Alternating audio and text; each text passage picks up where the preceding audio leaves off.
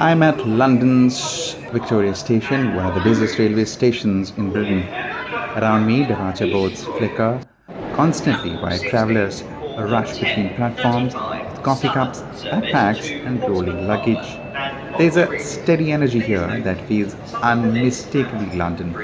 Fast, moving, crowded, and always in motion. Ahead of me is the Gatwick Express service heading south toward Brighton. The train is designed primarily as an airport connection between central London and the Gatwick Airport. But it also happens to be one of the quickest ways to reach England's southern coastline.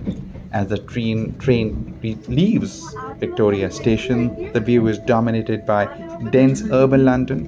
Railway tracks split in every direction, while rows of brick houses, apartment buildings, and graffiti-covered walls pass. This part of the journey offers a glimpse into everyday residential life side of the capital, London, beyond the famous landmarks.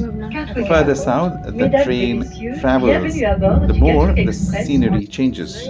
Busy city districts gradually transition into quieter suburbs with tree-lined streets and small parks. The contrast between central London and the surrounding commuter towns becomes very noticeable within a few minutes of travel. One of the key stops on this route is Gatwick Airport, the second busiest airport in the UK.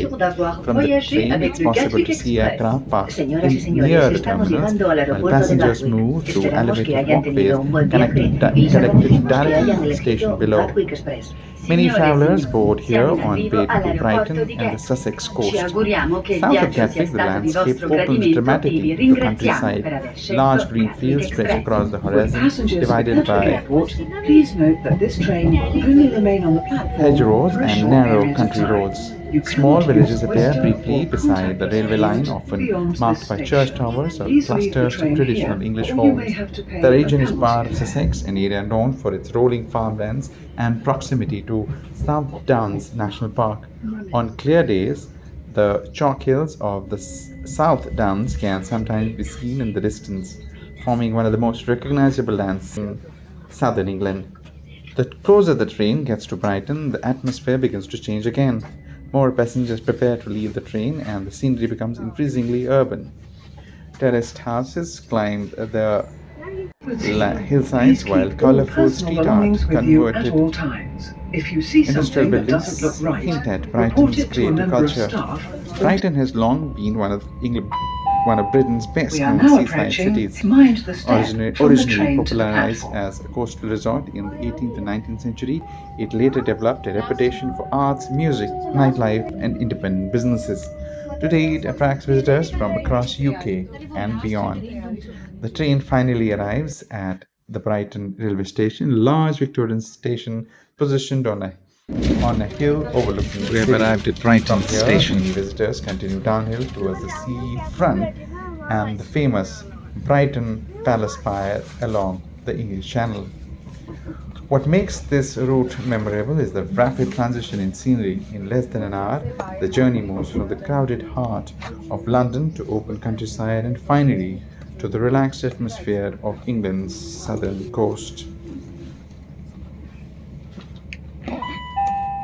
We are now approaching Brighton, our final destination. Thank you for travelling with us. Please remember to take all your belongings with you when you leave the train. Please mind the gap between the train and the platform. We hope you had a pleasant journey and thank you for travelling on the Gatwick Express. Nous espérons que vous avez fait bon voyage y vous remercions d'avoir voyagé avec le Gatwick Express. Esperamos que hayan tenido un buen viaje y les agradecemos que hayan elegido Gatwick Express. Ci auguriamo che il viaggio sia stato di vostro gradimento e vi ringraziamo per aver scelto Gatwick Express. Please keep all personal belongings with you at all times. If you see something that doesn't look right, report it to a member of staff or text the British Transport Police on 61016. See it, say it, sorted.